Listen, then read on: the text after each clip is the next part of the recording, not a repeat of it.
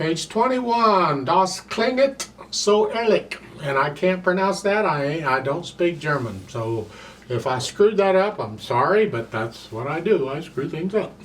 I want to talk about pages 19 and 20 on this. I thought about giving a separate video on page 19, but I've already talked about that stuff in another video, so I really don't want to give another video on the same stuff I already talked about.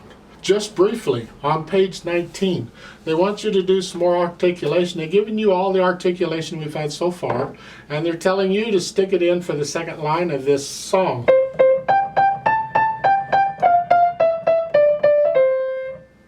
Well, you can follow the first line and get it, but what you do is you learn the piece first so you can feel it without concentrating on notes and fingers and all that. You learn it well enough. And then once you do that, then you can start playing with the articulation and think, I think it sounds better this way or that way. And once you decide that, then you can put in the articulation that you think it should be. It's a personal thing. There's no one right answer. If somebody tries to tell you there is, in most cases, it's probably time to go away, get somebody else. And then at the bottom of the page, there's rhythms. They want you to clap out the rhythms. You just clap to your heart's content. I own the rhythms. I'll cover the rhythms in the pieces. Now on page 20, they give you that timeline again, because the piece on page 21 is in the classical period, and you can read about the classical period and the big composers. The big three in the classical period are the Haydn, Mozart, and Beethoven. There were other composers, but these are the big three, and read about them in the music and you get an idea. Music is evolving. The classical period takes what they did in the Baroque period and it enhances it and adds new exciting deals and all kinds of things, and then it's a baseline then for the Romantic period, which takes that and then does more with it. It explores the music even more. But this is by Mozart. He's one of the big three. It's from an opera. And it's a fun little thing. Let's look at it. 4/4 time, 1 sharp. This is in the key of G major. I haven't been telling you the keys these are in. I should tell you the keys because once you know the key it's in, stop that. Then you know what scale to go to. So that would say, okay, go to my G major scale. So go to my G major scale. Use it 1 octave up and down. That's all I'm asking for here at this point. Learn the scale. And by knowing the scale, you'll know it has 1 sharp, because in the scale, it's all white keys except for the F sharp. The F sharp is there. 4/4 time, did I say that? I can't remember. Probably did. I can't remember nothing anymore. So at the beginning, I'm going to kind of take both hands together here, because it kind of, most of it is this way. So we'll just, I like to do it one hand at a time, and then put the hands together, but when it's, a lot of this is one hand then the other, then I take them both together. Some of it's the hands together, so we'll have to talk about that. At the beginning, you have the treble clef in both stabs here, so your left hand is up here. Now, when you're playing at the extremes of the keyboard, some people will just move. They'll just get up and move over. I would encourage you not to do that. I'd encourage you to stay sitting right where you're at. And some people will lean. And that is, in my opinion, a huge mistake. Don't lean when you play a piano. You twist the torso and you reach. You'd be surprised at how far you can reach, depending on how big you are. But I'd encourage you to sit where you normally sit. Twist your torso and reach up. You're here, I guess. To start. Something like that.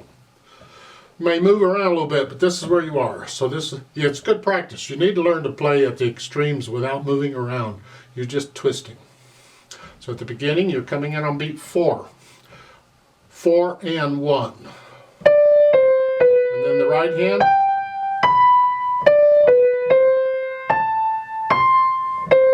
Now here, reach down with the right hand and go here.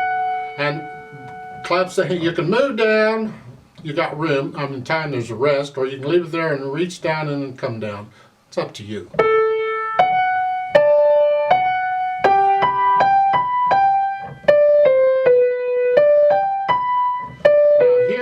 hand, you got thumb is here. You're coming from here to here, but you're doing it a little bit at a time.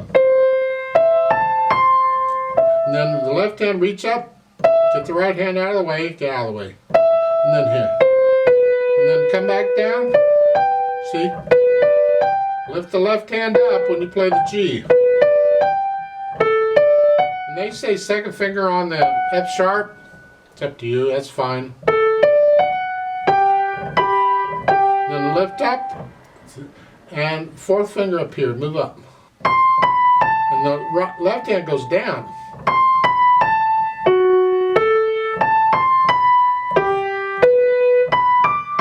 Watch the fingering in the left hand, you gotta come up. And then down. And thumb under in the right hand.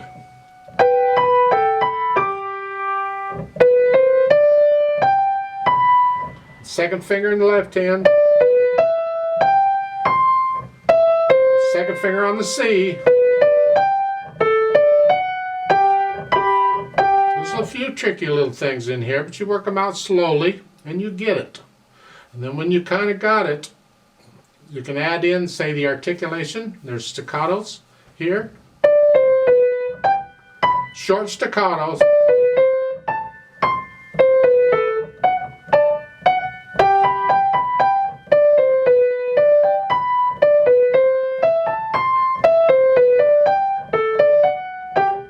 Did you get the rhythm there in the second line, third measure?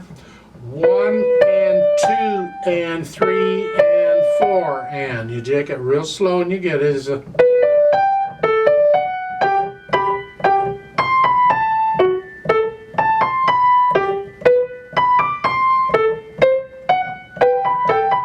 and then the third line down, last measure, legato in the right hand, staccato in the left.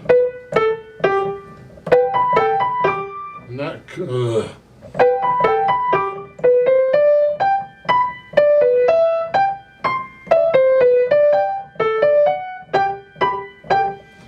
tricky with it, but this is a good exercise for control of that. You have to eventually get the independence of the hands. I'm still working on that, but it's important that the hands be able to do different things at the same time.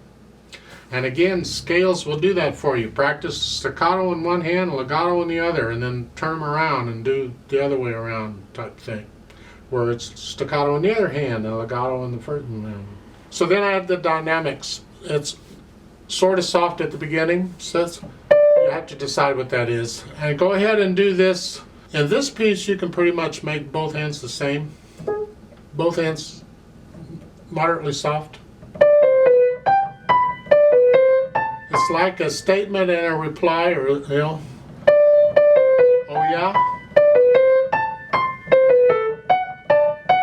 It's like a duet going on between two things. They can be the same. And then at the end of the second line, now you go up a little bit to medium loud. Again, there's not a lot of difference between medium soft and medium loud. So it's here.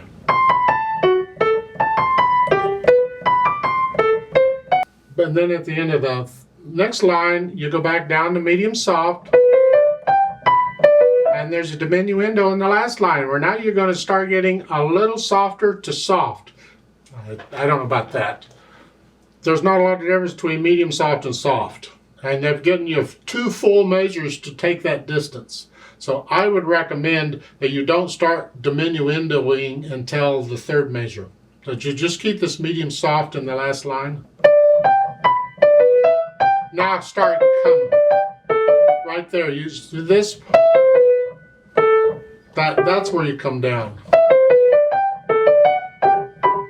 There. However, it's up to you. It's an interpretive thing. If you want to try diminuendo earlier, you go right ahead, but don't get soft until the last measure. See, that's the problem. If you start trying to get soft too early, you'll be soft too soon. You got to plan it out.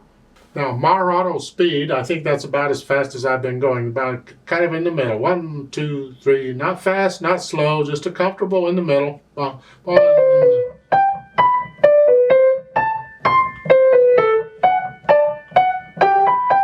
Type thing. Let's do a play with me slowly to double check the notes and the rhythms. I'm not going to do the dynamics. I want to do it so you can have a chance to make sure you're playing the right notes and the right rhythms, because that's important. So I'll give us 3 counts.